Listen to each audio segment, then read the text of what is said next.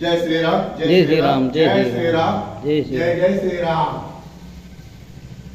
राम श्रीमन्नारायण आपदामपहर्तारं दातारं सर्वसंपदां लोकाभिरामं श्रीरामं यो नमाम्यहं। जय श्रीमన్నారాయణ బలబంధువులారా, ఈరోజు గురు పౌర్ణమి.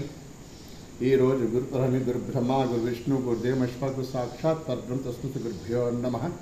గురువు యొక్క ఉపదేశం పొందినవారు ఆ గురువు గారి యొక్క ఈరోజు స్వామివారిని తలుచుకునే అవకాశం దొరికింది. గురువును పూజిస్తే సర్వ దేవతలు పూజించేట్ల ఫలితం కూడా వస్తుంది.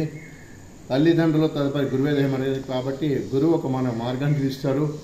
చీకట్లో ఉన్న వ్యక్తికి ఆ గురువు గారు దీపం వెలిగించి ఎలా మనకు వెలుగు ప్రసాదించి విద్యా బుద్ధులు వారి యొక్క ఉపదేశాలు ఆ గురువు గారి యొక్క ఉపదేశం పొంది అష్టాక్షర నామాలు పఠిస్తూ ఆ స్వామివారి కృపా కటాక్ష పొందవచ్చు.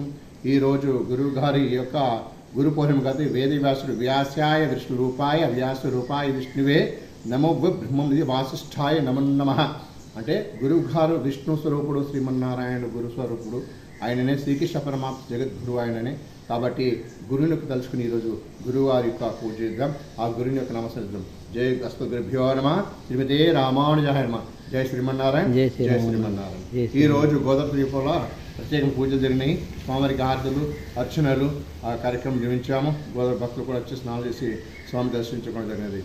తడిపక్కల రామాయణం, గోదావరి. జై శ్రీమన్నారాయణ.